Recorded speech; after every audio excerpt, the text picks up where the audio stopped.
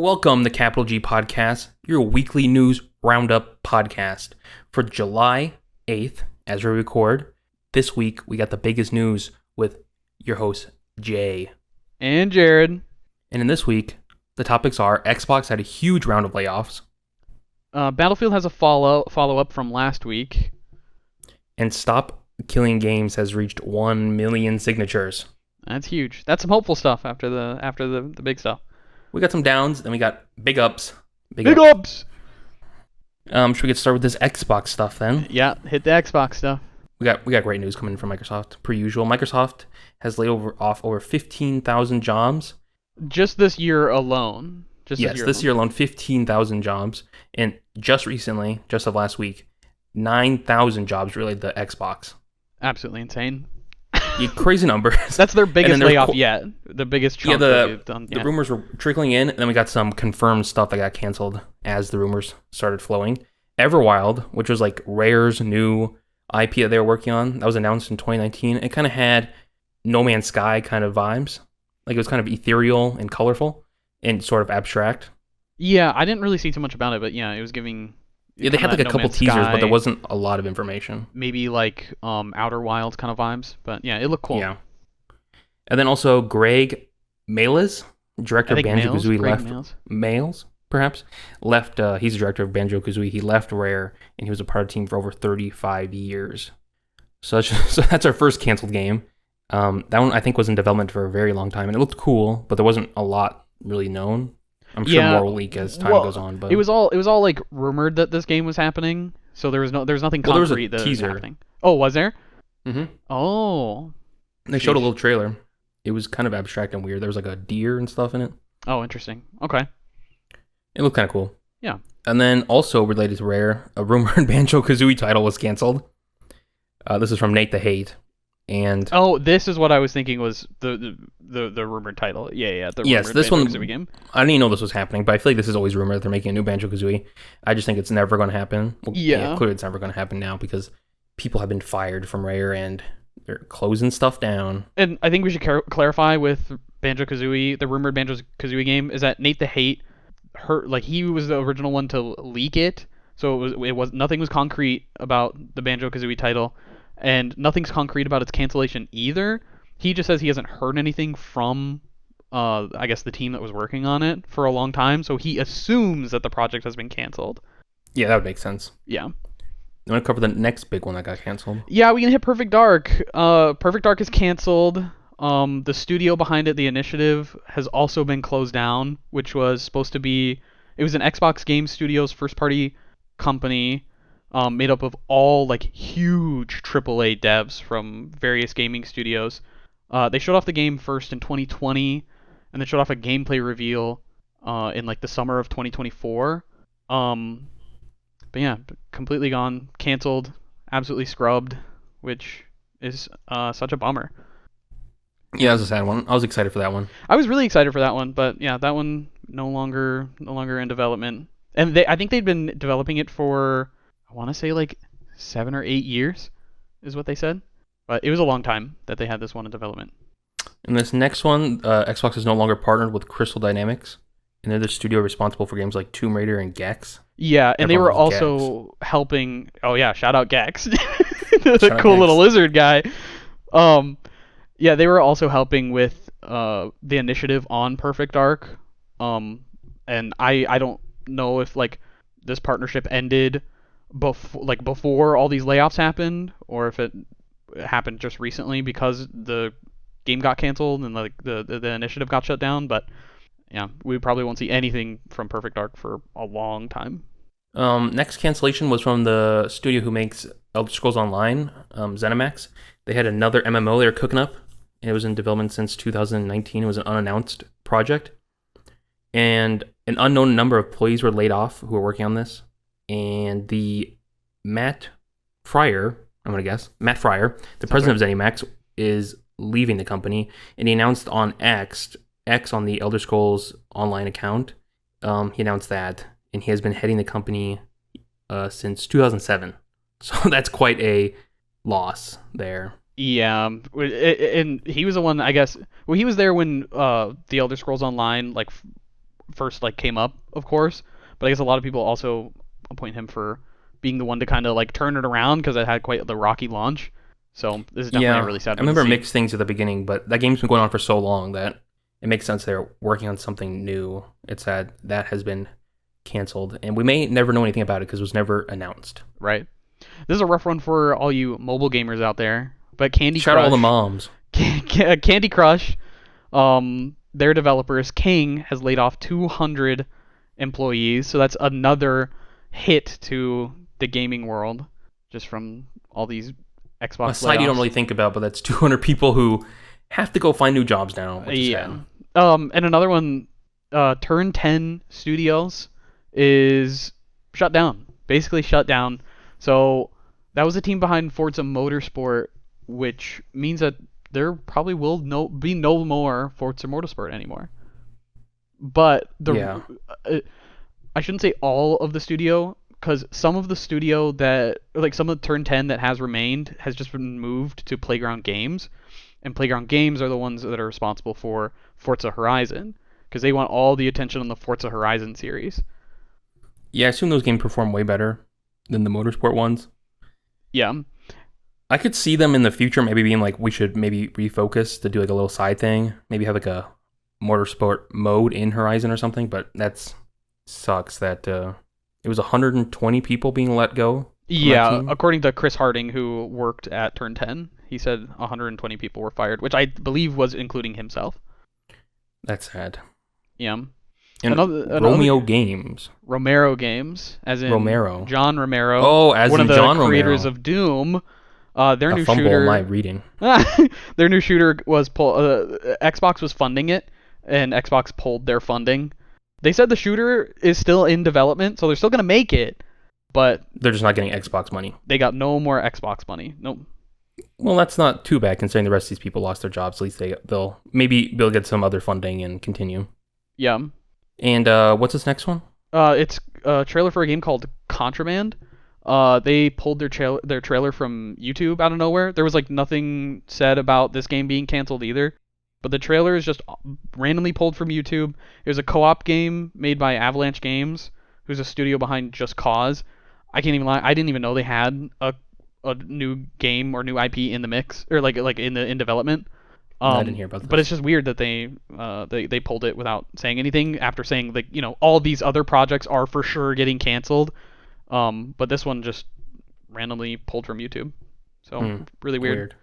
And Phil Spencer, there was a rumor that was like right after all this, like there's all these articles coming about all this crap is going down, and then there was an article that was like Phil Spencer is going to retire after the Series X or whatever, and it's like, oh, yeah, so he's out, like he's like catching the place on fire, then he's out. The rumor was that after when the next Xbox comes out eventually, then he would be gone, and then Sarah Bond, who is the current president of Xbox, would take over as CEO. But a quote from Carrie Perez, the head of Xbox Communications, said Phil is not retiring anytime soon. Not anytime soon. He's sticking around. But maybe they don't. Maybe he's still going to do that. Maybe that rumor is still true. Because what does anytime soon even mean? What is soon? Right, but I think I think they wouldn't say that if Yeah. it wasn't true that he was going to. They clearly around saw the even rumor after. like this isn't true. Right, but the rumor started from it was a post via X from a well-known Call of Duty leaker, and that was kind of the only person who said anything about it. And then that's where spread like crazy. Yeah, it spread really fast, and then that's where Carrie Perez was like, "Hey, yeah, not happening." But yeah, that's the last thing for Xbox. Yeah, that's basically everything that was canceled. That was most of it, at least. Just like the biggest, and this happened like right after, like the next day we recorded the podcast, like our last week's podcast. So it's like, holy crap! Like I'm almost, we could let the I guess the story develop and learn more about what was actually going on. And it seemed like every day, even through the weekend, there was just more and more and more horrible things happening at Xbox. Yeah, when I go check the news, I was like, okay, what's going on? It was just all Xbox. All Xbox. Every single day it was Xbox. It was just like, oh, this project's getting canceled. We talk about this. We talk about this project. We talk about this project. Yeah, and I don't know. It's insanely sad to see for all of these. I was extremely excited for Perfect Dark, and it's mind blowing to me that a studio with like that much stopping power, the initiative, which Perfect Dark was going to be their first game, but it was like huge devs from well-known AAA companies putting a ton of work and effort into this project, and then canned, nothing. Yeah, I assume that's why it got canceled, because I imagine they're still a few years off from being done, and this team was probably very expensive to run if they have all these, a team of perfect developers. Yeah. Following some of the I'm sure they're Perfect just Dark checking stuff. that bottom line and being like, we can cut this and save a few million easily. Yeah. Following some of that Perfect Dark stuff, there was a Reddit post, I believe, or it was a game journalist via Blue Sky. He said that the Perfect Dark gameplay reveal was, quote, basically fake. But then a former dev from the initiative responded. His name's Adam McDonald, and he said, quote, "It's probably more real than you think." And then he kind of admitted like what was like more of like an exaggeration rather than just like this was flat out fake.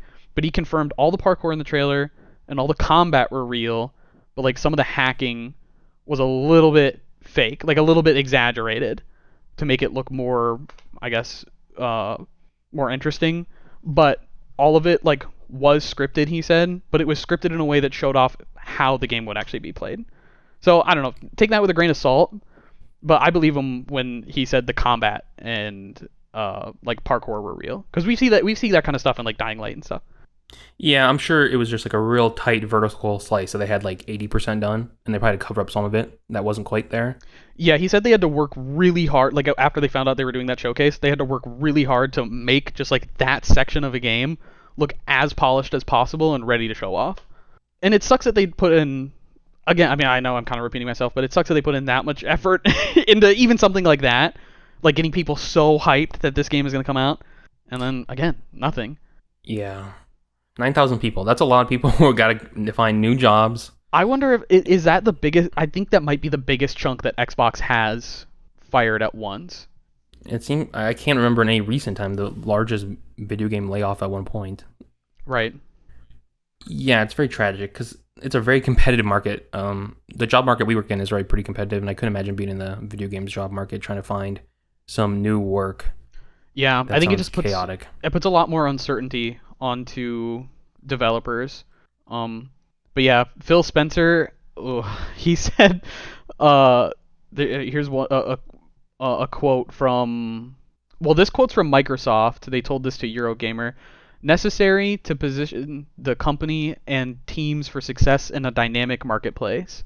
Which, to me, that's weird to say because currently, according to Microsoft and Xbox as well, this is like the highest they've ever been. Like they're at their best point right now. Yeah, it's weird. They're like, yeah, we're doing so good. Sorry, we got to fire everyone. Yeah, and I'll pull another quote from Phil Spencer where he confirms this. This is an email he sent to staff regarding all of the layoffs. He said, "I recognize that these changes come at a time when we have more players, games, and gaming hours than ever before." So That's not good. It's got to be extremely, like, such a hard-hitting slap in the face to all these developers, and it's confusing to consumers because it's like, okay, if you're doing so well, why did all these people have to go? I was so angry while writing this that I canceled my Game Pass. Like, I know it's kind of, it's probably not like the most effective thing against them, but it's like, it just felt weird supporting a company that's willing to do this to a bunch of employees that when they're in such a strong position. Yeah, it's weird. It's not like a Wii U situation where it's like things are clearly going horribly. We have to do something, but it's like, oh, we're doing pretty good. We got ourselves positioned. We're making a lot of money. Yeah, we got to fire a lot of people.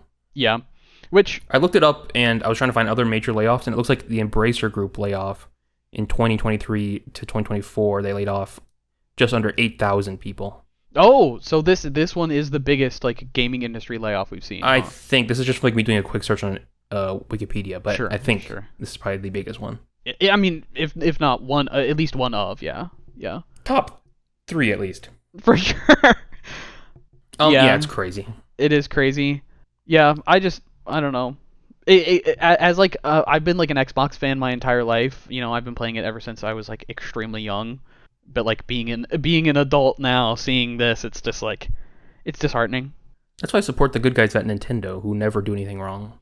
Oh yeah, they never do anything wrong. They do good stuff though when they have like financial issues, like the heads up, the high hypes of the company take off like large chunks of salaries, and then Yeah, yeah. they try They not to wouldn't do fire a something bunch like of people. this. Which I think we should add. We probably won't talk too much about it because I don't really know.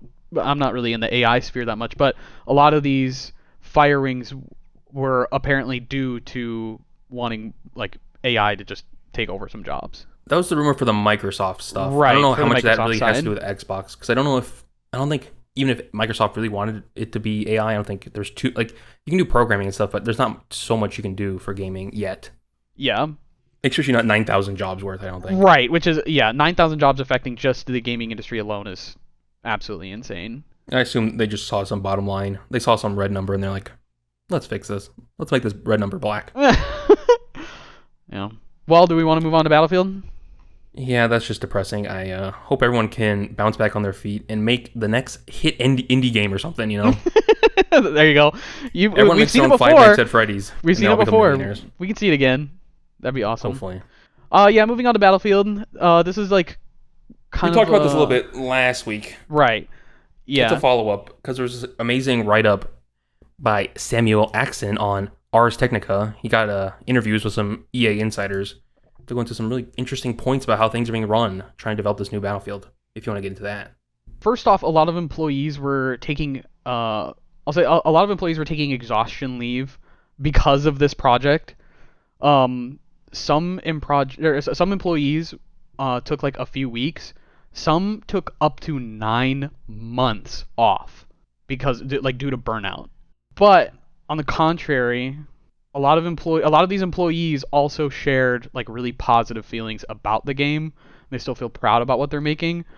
And one even said, quote, "It'll still be a hit." So they still seem optimistic, but it's just right now it's just been extremely stressful.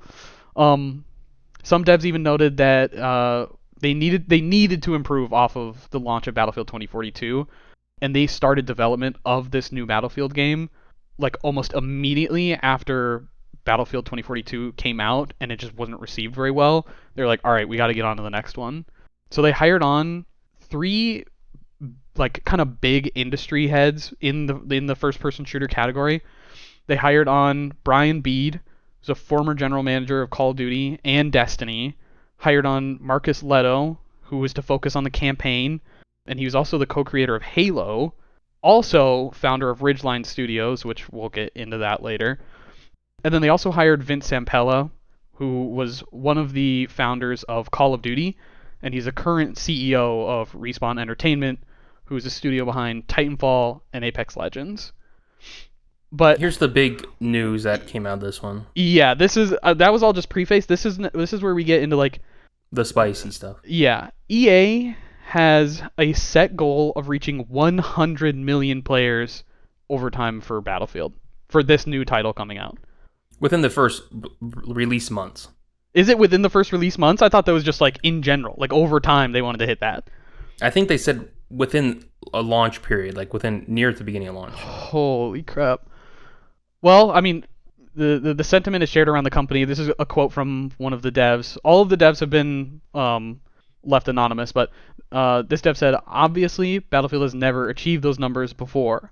And then they go on to talk about the numbers that Battlefield 1 reached, which is regarded as like one of the best Battlefield games ever, and it only reached 30 million players, like of all time. Yeah, basically they're like Battlefield 2042 was kind of a stinker, so we're now going to invest over $400 million, and we better get 100 million players. We better get Fortnite 2 out of this. And the cost has significantly increased since that budget was initially set. Yeah, it seems like it's only gone up. It's ballooned higher than $400 million, is at least the number we know. Yes. Back to Ridgeline, as we mentioned before, it was that studio was pulled off of the project. And again, they were the ones responsible for the campaign. But I guess like EA, some EA devs, like other EA studios and stuff, weren't really happy with what they saw from Ridgeline, and they had to pick up from where Ridgeline left off. And I guess they just kind of left things in pieces. They weren't checking in. But according to Ridgeline themselves, they just like they started from nothing compared to the other studios working on Battlefield like DICE, who like had like a blueprint. Ridgeline had absolutely nothing to go off of for the campaign, and they even said that they just the goals that had been set for them were super unrealistic and impossible. Yeah, Ridgeline was like it was a new studio formed just to make the campaign for this game, right? I don't know if it was made just for this campaign, but I know it was made by one of the guys who co-created Halo. And I think it's just a studio created by him. I don't think it was made specifically for this project though. But Okay, they so were they're led pulled on in to do to the make project. it. They're doing a Call of Duty, and they're having all these teams develop one game all at one time. Yes, and it's a lot of other EA studios as well. Yeah, so there was conflicting reports on what was going on with Ridgeline because they were getting some stuff that they weren't doing the proper check-ins and that things weren't meeting deadlines.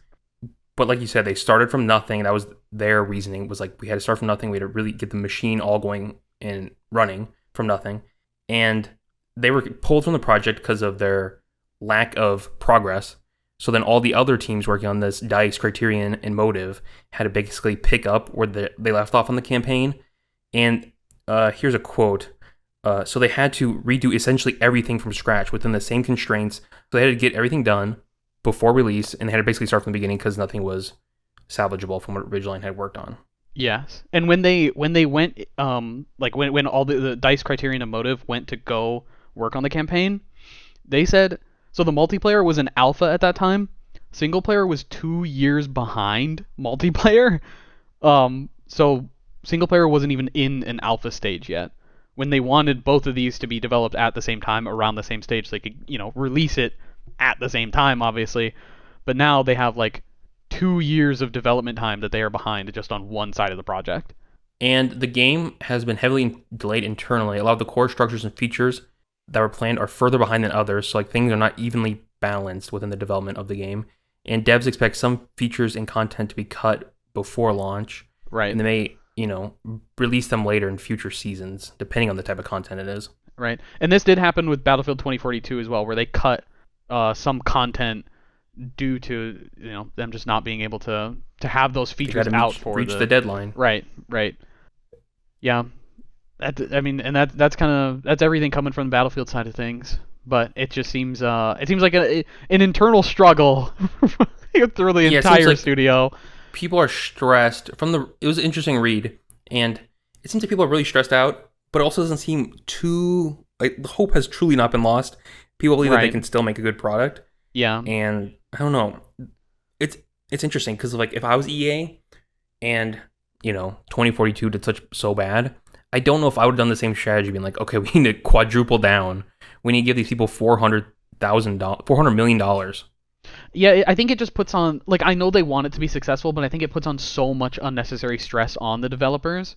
And I think they're even like DICE, the creators of Battlefield, they're putting a lot of pressure on DICE after the release of 2042, and I think EA feels like they need to get their hands onto every aspect of development. Yeah, I'm sure 2042 definitely fell short for them, and now they're like, okay, we need to make this huge game. We need to make it bigger than Call of Duty, and then we're going to do a free-to-play, because they're going to do a free-to-play Battle Royale mode. Yes, which people were screaming for that with Battlefield 5. People were like, this needs to happen. So maybe that'll let them get to the 100 million players. Maybe that's the free mode. You can't be serious about that 100 million, can you? I don't think there's any shot. I hope they reach it because if they don't, I don't know. Like I don't know how firm EA is on this 100 million. Because like if they don't reach it, is this the last Battlefield? I would hope not. But again, I want this game to be extremely successful. Like I do, like as a big Battlefield fan, I want this game to do well, especially because 2042 did so poorly. But I just don't know if it's gonna meet EA's expectations. But I'm at least hoping it meets fan expectations, where like people are in love with this, what Battlefield is known for, which is not a battle royale, and like this large scale, like huge teams fighting on one giant map. Yeah, my prediction is that it's gonna be like every AAA game where it like has awful performance, missing a lot of content at launch, and it's like $80. Yeah, and everyone's gonna be like, this game isn't worth it. It's gonna have mixed reviews on Steam, and then there's not gonna be another Battlefield ever again.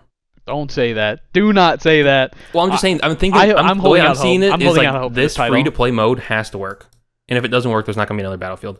Like it can't just be successful with like the Battlefield fans. It has to be successful for everyone. I just want them to be able to garner the hype that they garnered with Battlefield 1. You know, like the Battlefield 1 trailer came out and like people were like Call of Duty is cooked. You know, people were like so excited for like a really fresh Battlefield game, and I'm really hoping they can pull the same hype with with this title, cuz like the Battlefield 1 trailer, like reveal trailer still rings in my head with that the glitch mob remix of Seven Nation Army and the like, you know, all of the themes that they showed, like the tank warfare, the biplanes, you know, it was just, I want them to be able to get that same hype back. I want the developers to keep their jobs. I also want the yeah, I hope they're This doing free-to-play okay. mode has to Developers, work, are you otherwise- okay? I imagine they're shaking in their boots now because this game has to go. I don't know. Are they trying to make this game released end of year or next year? I think 2026 is when they plan on getting this Okay. project out. Because I was like, if it's 2025, that's a little scary. I really hope they're avoiding GTA 6 launch. That'd be Yeah, well, very EA, scary. they're fantastic at making their game release on the exact same day as another game and having it die. That happened to Titanfall. But they're not going to Don't do even that. get me They're started not on Titanfall. Didn't Titanfall like release the same day as Call of Duty and Battlefield or something? It was like within the same. Yeah. Which is interesting that they would release two, you know, their biggest shooter franchise next to a brand new IP. I don't know. Well, you know how they are. EA makes some questionable decisions, that's for sure. We will see with that one. I'm optimistic.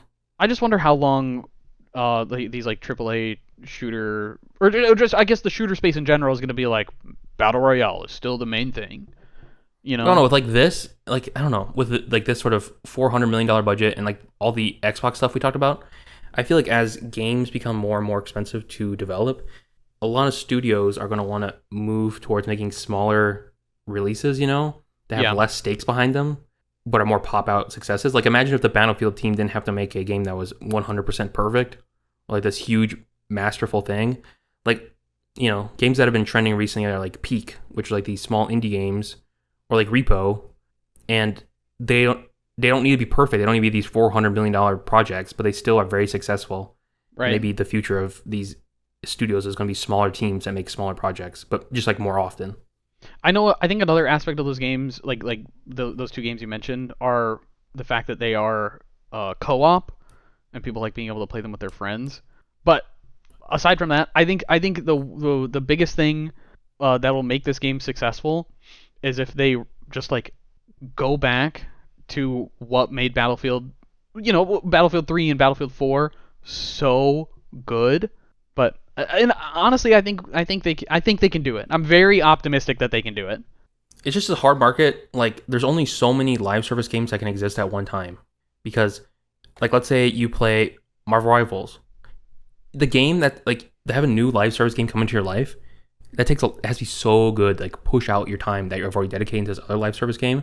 And there's so many live service games. You can play Overwatch, you might play Marvel Rivals, play Fortnite, play Call of Duty. And these are huge games that's like, this new game's going to come out and you're like, well, do I actually want to play this? Do I actually want to spend money and time on something that isn't already the one I'm dedicated to? Right. That's another hard thing is trying to pull somebody away from a game that they've already sunk so much time into. Well, the best of luck to everyone at DICE and all those other teams working on it. Oh, please, DICE, please. I'm excited. I like the idea of Battlefield. I've never really been able to get into it, but maybe at launch I'd be able to. But yeah, I don't know. I'm worried for these devs, but I'm very confident that they can put out a good product. I think free to play, like get people a little taste of the free to play. That's a good idea. So always a good idea. Yeah. It was next one though, something less sad. This is the opposite of what we've been talking about. Quite the beautiful story. Stop Killing Games reaches 1 million signatures, and we'll break that down what Stop Killing Games means. But first, Stop Killing Games reached 1 million signatures in a petition to the European Commission. So it's nothing in the US yet. It's only in the EU at the moment. But the primary goal is to make sure once publishers have ended support for their games, those games are still playable. And an example that Ross Scott, who is the like creator of Stop Killing Games. An example they bring up is The Crew, which was a live service racing game published by Ubisoft. The game is no longer playable. You cannot play it at all anymore due to the servers being shut down, and players did not receive refunds. It was just like you bought this game, you played it, it expired, done, thrown away. And this initiative would prevent games like that from dying. Like like if this initiative was a thing right now, The Crew would still be playable today. But yeah, I think as games become like more live service and more online, this is something that definitely needs to happen because otherwise you can never go back and play all these great games. exactly. They'll just be completely lost to time, and it'll be something you talk about in 20 years, and someone will, it's all about game preservation, making sure that these games are still around and still able to be played, and not like ripped right like straight from consumers. Ross Scott also said that in the same article that they're asking for more signatures because according to Scott, some of the signatures aren't counting, and some of them can be from like just mistakes where you didn't enter in like enough information or you entered in some information incorrectly. But then he also noted that some of the signatures were probably fake and some people were spoofing signatures. So he said that they need about 40% more signatures to put them in a quote really safe spot. Because currently they're at between 600 to 700k signatures are legit. But it seems like the European Commission is still going to consider it, according to some of the articles that I read about it. So yeah, just check their website. Looks like they're almost to 1.3 million signatures, and he's looking for at least 1.4 to make sure everything's secure. Right. Yep. But you can't sign it if you're in the U.S. This is a no. You have to have EU a valid thing. EU license, I believe. Yeah, I believe you have to Yes. show some sort of proof of identification. Yes, and then there is also a petition just in the UK. I think that has over 100,000 signs right now or signatures right now. But yeah, another interesting thing, Video Games Europe, which is a trade association representing game developers and publishers in the EU, responded to the Stop Killing Games movement, and they believe that the initiative is unrealistic because they're worried about like giving people access to private servers because they believe that if someone was to do something illegal in a private server, the original rights holders would then be liable for whatever I guess players would do in a server, which according to Ross Scott isn't true. But yeah, they're just scared and lazy. They're going to have to put in more effort and actually care about these games and what happens to them after they come out. Right. But they also believe that server costs would be too expensive, like because they would, I guess. I should also say that some people also label Video Games Europe as a lobbying group for it's a lobbying group with like people like Nintendo and stuff. Right. Yeah. But they believe that like if they believe publishers would still have to like handle private server costs, which is just not true.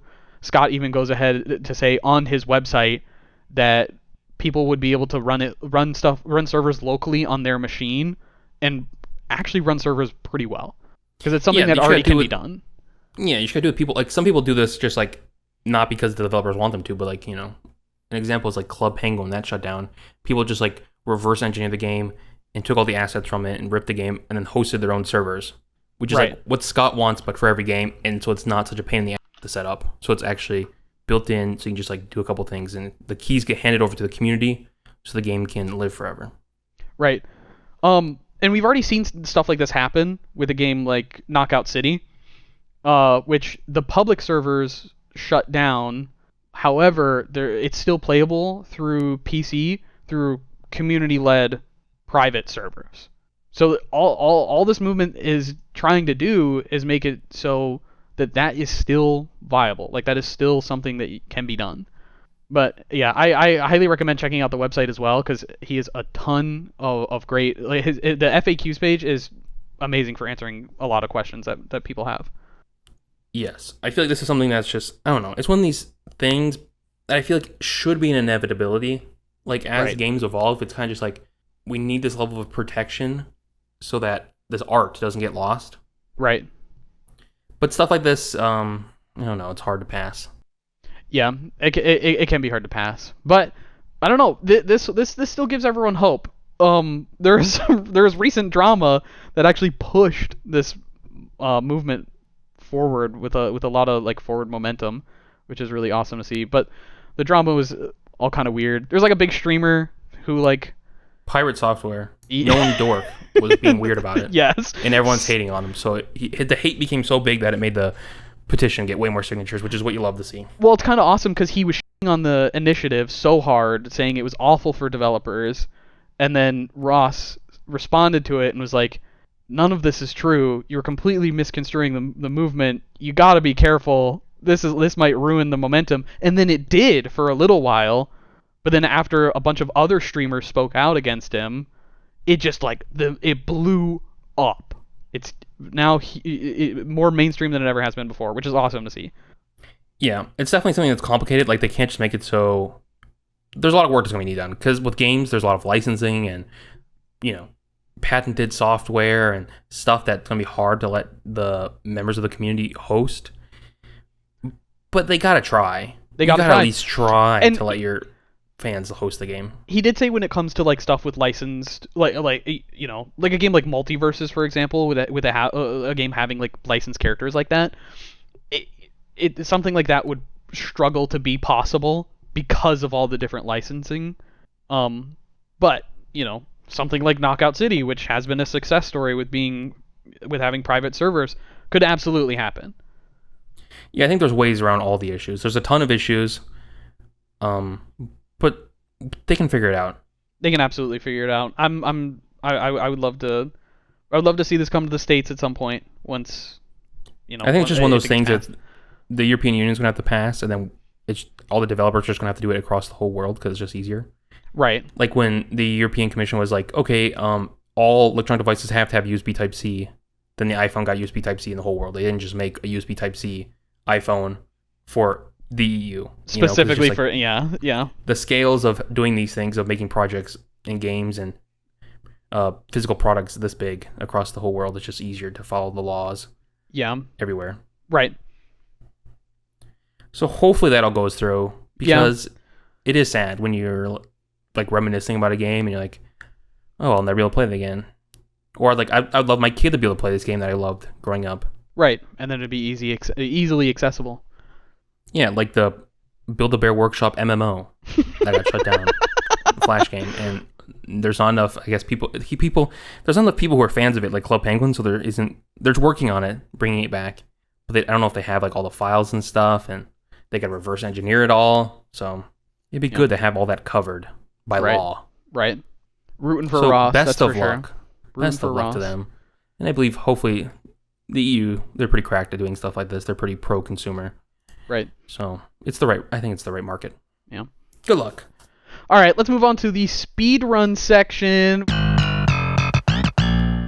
We got a few small stories to share with you. And the first one, honestly, piggybacks off of the Stop Killing Games initiative really well, with poor Anthem shutting down in 2026. That was RIP. It was an EA title. Didn't we mention Anthem last episode? I feel like I brought it up about something. I don't believe so. Anyways, RIP Anthem, RIP Iron Man. Yeah, it was just like Iron Man. It was kind of an MMO, wasn't it? I believe it was. It was multiplayer. This is one of these games that came out that looked kind of interesting, but it's made by EA, so I was like not really looking at it. And then all the reviews were like really mid, so I was like, well, yeah, I'm not particularly interested. But if this is your favorite game ever made, it's getting shut down January 12th, 2026. Yeah, and the game will be completely unplayable, which, if you remember what we just talked about, Stop Killing Games could save that. Yeah, because this game's like all online. It's 100% online. Yeah. It'll be taken off of EA Play August 15th, 2025. Yeah, I was curious to play it. Like, how much could I get it for? Because like the Steam sale's on, so I was like, oh, maybe I get it for like $5 and try it out. It is you can only get it through EA Play on PC, and you have to pay the subscription to play it. So I was like, oh, never mind, I'm not going to do that. Yeah, But RIP. Which, back to when you said reviews were bad. Allegedly, when I was doing research for this game, the reviews for the game were playing on like an older build that wasn't supposed to be the final launch build. So then a few weeks later, they patched in the build that was actually supposed to be like 1.0, and I guess people who stuck with it really started to enjoy it. So I don't know. Got I a wonder 59 on Metacritic.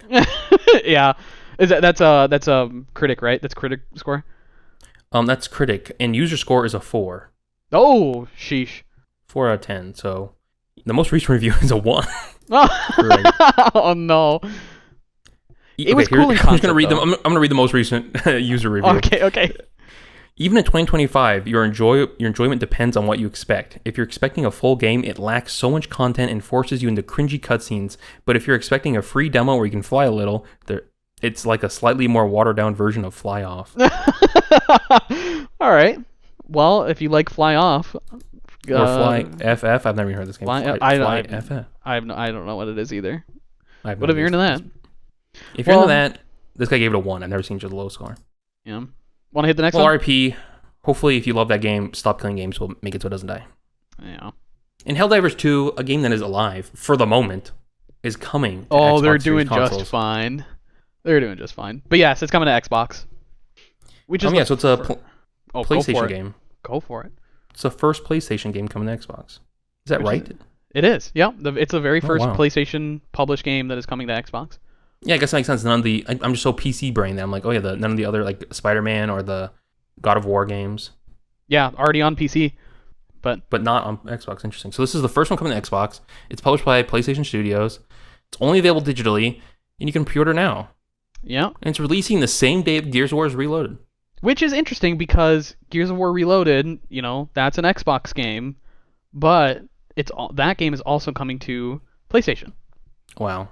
Little brotherly love right there. We got, we're ending the console wars. We're shaking hands. The console wars just ended. Mark your calendars. July 8th.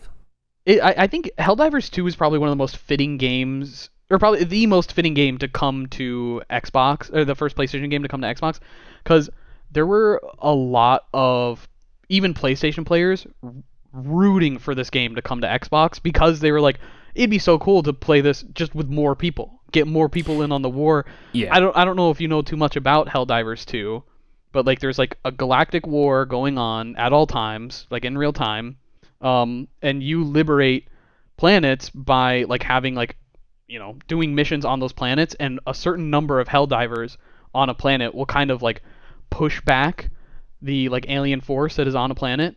So when planets were struggling, people were like, "Hey, get this game on Xbox. We need more. We need more Helldivers."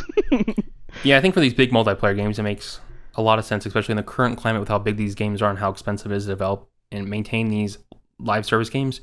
You just got to get it on as many eyes as possible. Right. And again, with it being like a living game board with more numbers, literally means it makes it easier to liberate a planet. Then boom, there you go. Just makes sense. So that's fun.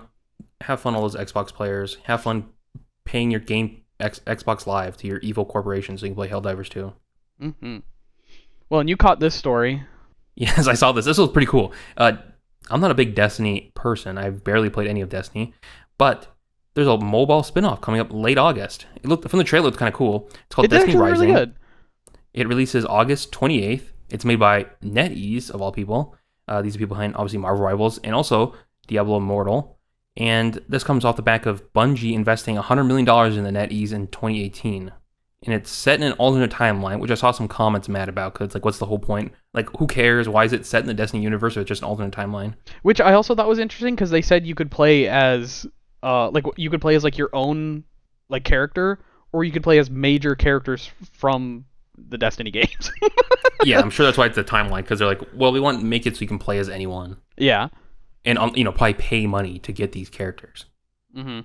So they have to make it an alternate timeline. And it's interesting. There's going to be a single player, a co-op mode, and a PvP mode. Yeah. Just so like it's a pretty full-featured game for mobile. Yeah. I personally could not play a PvP shooter on a phone. I think that sounds, I don't know, hard. You can always use a controller. You could use a controller. That is very true. But I just wonder if they're going to lock, because in like Destiny 1 and 2, they lock like really rare good drops behind the multiplayer. So I wonder if you're gonna have to play the PvP to unlock, some of this They're rare going to pay loot. money probably. Maybe that's already how you have to do it in Destiny 2. I imagine they're just going to try to like juice everything to be like, okay, you can do this. You got to wait this amount of time, pay us money. Oh, there's a battle pass, pay us money. Yeah. Well, grinding PvP in Destiny 2 was that was a big deal, to get Yeah. like rare drops. But I think that was like one of the best free ways to get rare drops.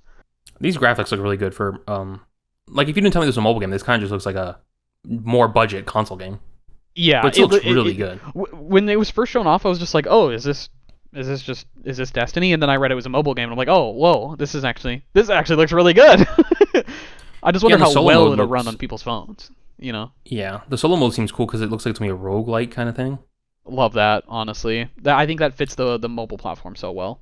So that does seem fun. I can never get committed to a mobile game. I don't know. I open my phone. I don't want to play a game. It's just like it's not the right ergonomics. It's not like when I'm never out in the world and being like, you know what I have time for? A video game.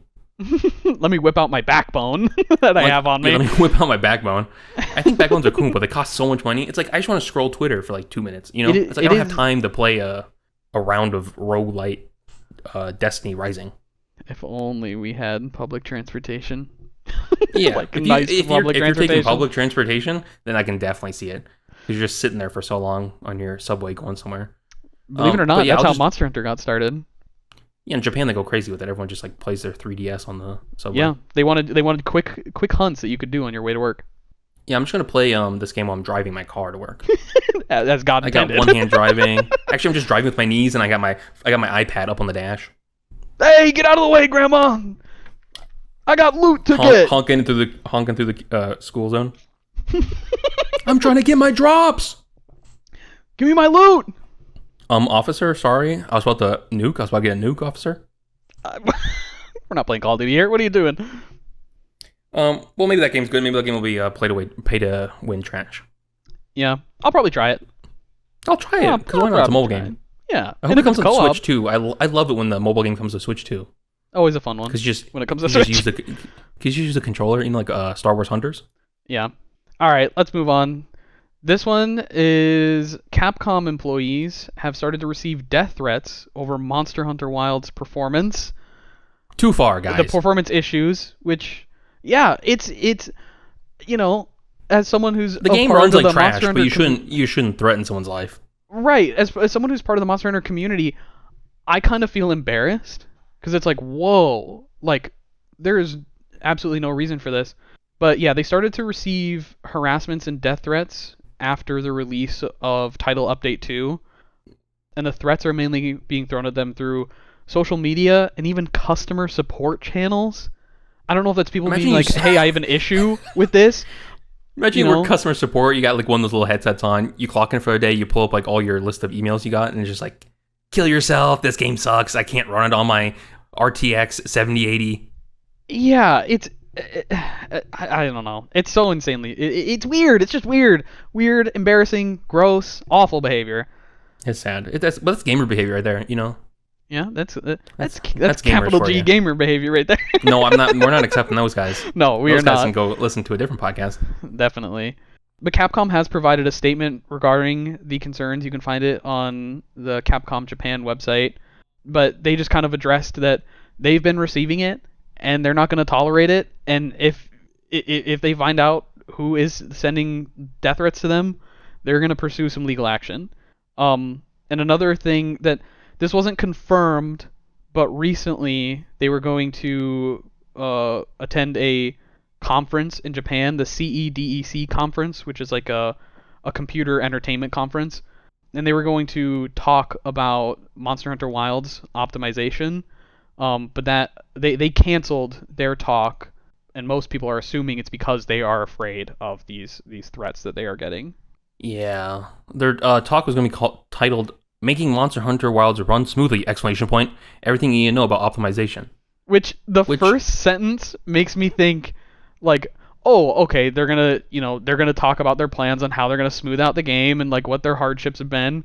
But then the second part of it is, well, the game's not that optimized. So yeah, I'm sure I'm sure the idea was like them to talk about like all the things they've done to improve like where it was. So I imagine when they're developing the game, it obviously ran a lot worse than it does now. But it's kind of like, welcome to our talk. We're going to tell you how to polish a turd. You know, it's like, they're not the people to be having this talk. And obviously not death threat worthy, but it's a bit weird for them giving such a talk. Yeah.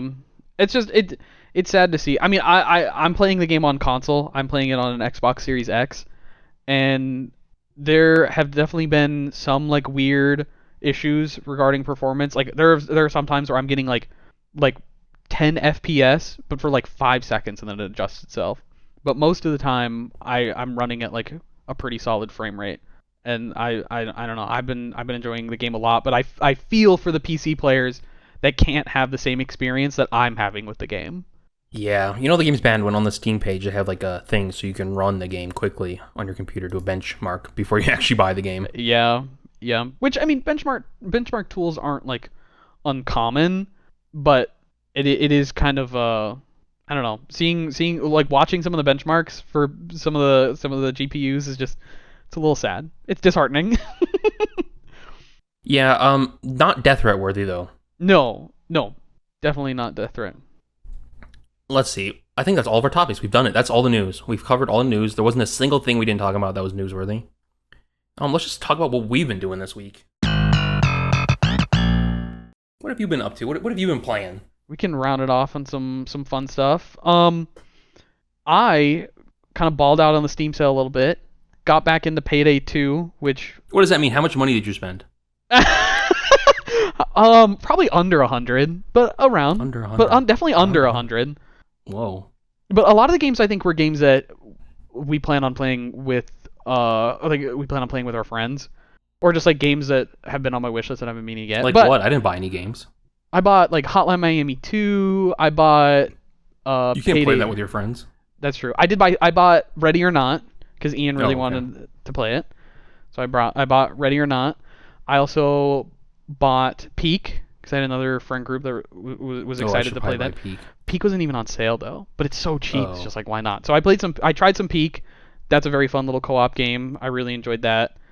I clutched up my first ever time playing and was able to make it to the top of one of the levels and revive the two other friends we were playing with. That was hype. But yeah, You've been obsessed with Payday 2. I've been obsessed with Payday 2. I bought some of the DLC because it was on sale, and it's been so fun. I feel like I'm back in high school, grinding my Payday 2, starting fresh, and I've been taking advantage of mods because it's my first time playing on PC, and the PC version of Payday 2 is light years better than the console versions, because the console versions just got completely forgotten about. Like, they are so far behind compared to the PC versions, so I've been having a blast at that. And then, yes, I did get Payday 3, since that was on sale for, like, super cheap, and I wanted to give it another go, because recent reviews are that it's pretty good. Like, it's not so bad. And I've played, like, 3 heists, and I've had some fun with it. I think it's been pretty fun. It's $9. Yeah, cheap. What have you been playing? Reviews are mixed. Reviews are still mixed. Yeah, I mean, yeah, and that's how it's gonna be. You know, I don't blame anybody. I was for being expecting disappointed. worse. I was expecting worse. Yeah, they've done plenty of good updates to it lately, and I think they can turn it around eventually. Will it get to Payday 2 numbers? I don't know, but the player counts are crazy different. Very People are still playing different. that Payday 2 a lot. Last time I checked, Payday 3 was like 1,000, and then Payday 2 is usually like hovering around like 25,000 players a day, which is crazy for a 10-year-old game like that. What have I been playing? I don't know. What have you been playing? I've been doing that thing where you open up your Steam library and you just like stare at it. You stare at it. So I opened up Flashpoint, which is that it's like a database of all the old Flash games, and you can just launch them and download them and play whatever you want. So there was a day where I hadn't heard about it until you told me about it. So I no, it's good. It's so easy to use. Cool. It's so easy to use. You just download it, and it has like you just search whatever you want, and they have like little playlists of games, like of the best ones and stuff, and you can just download whatever you want. I've been playing Pop Tropica. I played that for like a day because that was like my go-to game when I was a kid. Anytime there'd be a new island that would come out, me and my sister would play, and we would just like try to speedrun it as quick as possible. Now looking back on it, each of the islands are like 10 minutes. As an adult, it's just like this is like the simplest thing to possibly do. Yeah, I never got really too much into it as a kid, but there were a lot of kids in my elementary school who were like all about it. They would like show off. Yeah, I was like, not all about like Club secrets Penguin and stuff. I was just about Pop Tropica. I see. but it's kind of buggy on Flashpoint, so watch out. It's like some stuff doesn't work, and I eventually fell out of it because I was just like, it's too buggy. There's too many issues with it. Bob Tropica out of bounds glitch. But you can still play it on like cool math games. It's still up. Yeah, it's still up. My girlfriend and I still play the Papa's games because they have like a Papa's archive on your web browser. Yeah. That's a fun one. Then I played Earn to Die. That's like one of my favorites. It's just one of those ones where you're just scrolling right, and you have like a little truck, and you upgrade it so you can kill more zombies and go further to the right. And there's different levels. Oh, okay. Seeing the name of it, I was like, I've never heard of this. You talking about it, I definitely have heard of this and played this. I just love this one so much. That's a lot of fun. Yeah, that's a good one. That's a classic. Then I played Fancy Pants Adventure. That is like the goated Flash game. An S-tier Flash game. When I was a kid, I drew so many Fancy Pants Adventure OC characters in my notebook. I was like, I'm making my own little character. It's just like the same dude, but with different hair and a different color shorts. And the animations are so smooth. And like the movement and stuff, when he does like the running up the wall like Sonic, it's just like, oh, this is so good for a really old Flash game. I tried playing the second one, but there's a bunch of visual glitches, so I don't know. I'll have to try maybe a different place to try it. And then I beat Flight, which is like the same thing basically as Earn to Die, where you just like do the same thing over and over, earn more money and go further and earn more money. Right. Except you get a little paper airplane, and it's like a cute little narrative about like where this paper airplane goes. This is always like my go-to cozy, just like turn your brain off Flash game. It's very chill. I recommend that to anyone. Flight. It's a good one. I want to go back to Fancy Pants. That game came out in 2006. 2006. It was a free Flash game that had that smooth of animation. It's so funny because when you launch it on Flashpoint, it's like, oh, the game's now available on Xbox Arcade. Yes. Yeah, you can play all the... Because it was just that good. It was just that well fleshed out. Yes. And then the only real game I've been playing, I beat SteamWorld Dig, which is a game I had on the 3DS. Right. It was for free on PC for like a day or two. So I beat that. That went through like 4 hours. That's just a classic. You just dig and earn money to get more equipment kind of thing. And then I've been playing a lot of Session when I'm bored. I've just been watching, binging shows on Hulu and skating around the Session as I fall on my face over and over and over because I'm so bad at it. Yeah, because I know you've been wanting that skate fix. You've been wanting that skate to come out. Somehow on my algorithm on TikTok, I just watched like skate videos that people are leaking, and then it became Session videos, and I was like, oh, I should probably get this. So that was like the only game I got besides... There's one other thing I got. I got Payday 2 in Session. That's the only thing I got so far during this Steam sale. And we tried some Payday together. That was a fun one. That was a fun time. We were finally able to play a game with a co-op game with our full squad. Yeah, and there's a mod so you can play with 5 people, and that worked surprisingly well. I was concerned about tech support hell. Right. I was genuinely shocked that it was just kind of like, oh, we all booted up and it worked. Yeah, considering how old the game was and we're running a mod on it. Yeah, and I think only like one person crashed, you know? It was pretty good. Overall, very good experience. And this week, we're starting Minecraft. The Friends Minecraft server is popping up. Getting back into it. So next week's episode, we're not going to do the news. I'm going to be talking about Minecraft for 2 hours straight. I'll be talking about Minecraft for 3 hours straight. So I find that unlikely. You won't even play 3 hours of Minecraft in the next week. That might be true. Whoa. No, I'm kidding. We'll get there. We're grinding. We're grinding. You got to grind for the first 2 weeks because then, everyone's got that period of Minecraft. Right, exactly. But I think that covers it all. We have covered the news. We've covered the news. Good luck to everyone at Xbox. Good luck to everyone at DICE. Oh. Yeah. Good luck, everyone. Battlefield, my baby. Good luck to all the developers. Yes. Good luck to Ross Scott with Stop Killing Games. Really hope that he can pull that one through because that'd be huge for gaming. And good luck to you, the listener. If you liked this episode, please give it a like on YouTube. And if you're listening to it on a podcast service like Spotify or iTunes, give it a 5-star rating if you liked it for 5 stars, or rate it for everyone. If you think it's bad, I guess give us a 1. But that would be sad. I hope you liked it. And I think we're all. We'll see you next week. As well. Oh yeah, subscribe if you want to see it again on YouTube. Or follow us on all the other ones. And then you can see us next week. Then, guess what? We'll be here next week. We'll be here next week. See you next Thursday with more news. Adios. Hasta la vista.